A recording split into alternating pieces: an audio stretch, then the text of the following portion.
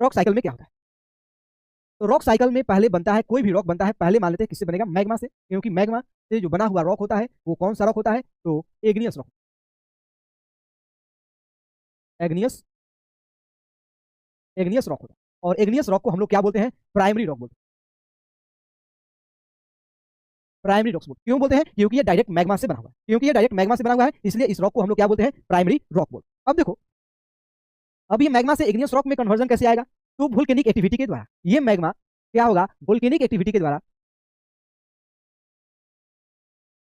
Volcanic activity के द्वारा ये मैग्मा क्या होगा, अर्थ के सरफेस पे आएगा और उसके बाद अर्थ के सरफेस जो मैग्मा आएगा वो सॉलिडिफाई होकर एग्नियस रॉक में कन्वर्ट हो जाएगा। अब एग्नियस रॉक के साथ दो काम हो सकता है, दो काम हो सकता है। पहला, ये एग्नियस रॉक का इरोजन हो या वेदरिंग हो।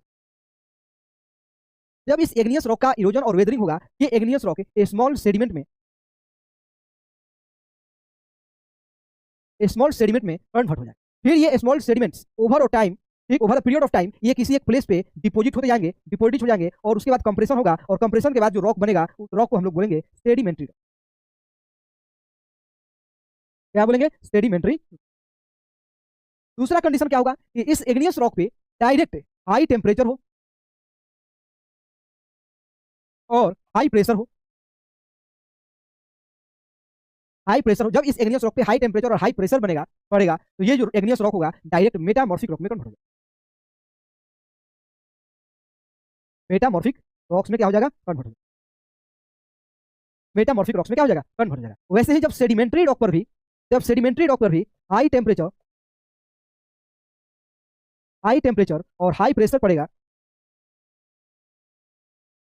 हाई प्रेशर पड़ेगा, तो सेडिमेंट्री रॉक भी मेटामॉर्फिक रॉक में क्या हो जाएगा, कन्वर्ट हो जाएगा। जब इस मेटामॉर्फिक रॉक पर, ध्यान से देखो, जब इस मेटामॉर्फिक रॉक पर वेरी हाई टेम्परेचर, उससे ज्यादा वेरी हाई टेम्परेचर और प्रेशर पड़ेगा,